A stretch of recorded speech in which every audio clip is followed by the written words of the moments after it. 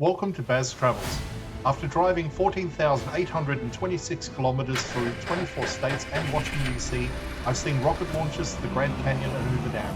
I've explored Route 66, ghost towns, deserts, snow, and beaches on both coasts. From Vegas casinos to Alcatraz, the White House to Hollywood. Join me for a journey of the ordinary and the extraordinary. Loading destination. Simulation starting in 3, 2, 1.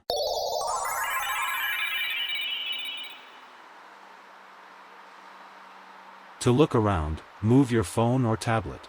Click and drag if on a computer or move your head if using a VR headset. Please like and subscribe.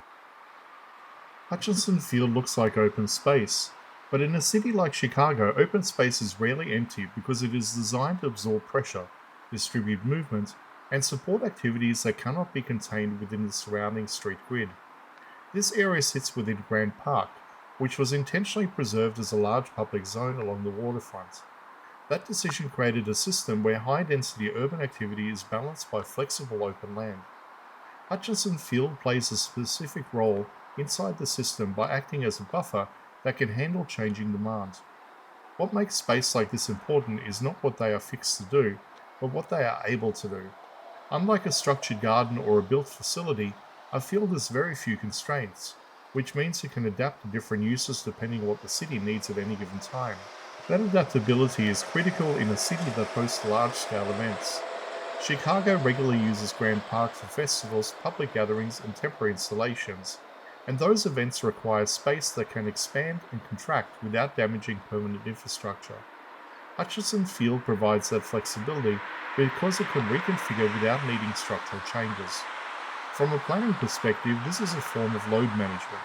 Instead of concentrating activity in rigid locations, the city uses open fields to spread demand across a wider area. That reduces congestion, improves safety, and allows events to scale without overwhelming surrounding systems like transport and access routes. There is also daily function that is less obvious but just as important. When the space is not being used for large events, it still supports public activity, which means it contributes to the overall usability of the park. People move through it, gather in it, and use it in ways that are not formally structured, which is exactly what makes it effective. This creates a dual-use environment where the same space operates at completely different scales depending on context.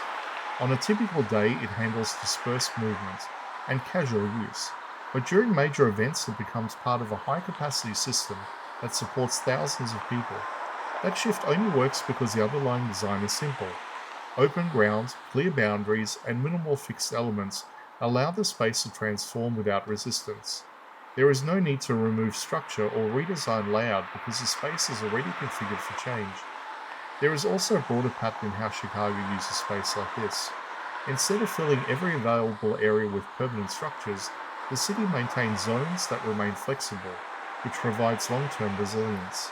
As needs change over time, those spaces can be adapted without requiring major redevelopment. What makes Hutchinson Field significant is not any single feature, but its role within a larger system that prioritizes adaptability. It is a space designed to handle uncertainty, which is one of the most difficult challenges in urban planning. The underlying idea is straightforward. If a city is constantly changing, then some of its spaces need to be designed for change as well. And open fields like this are one of the most effective ways to achieve that.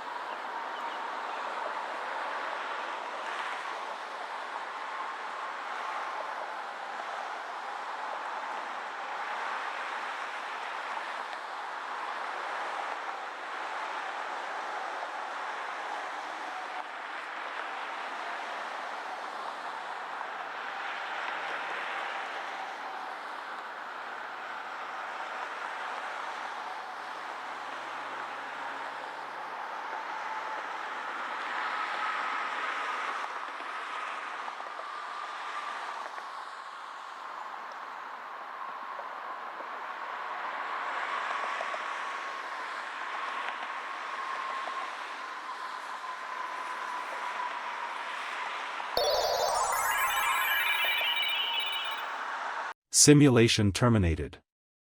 Please comment, like and subscribe.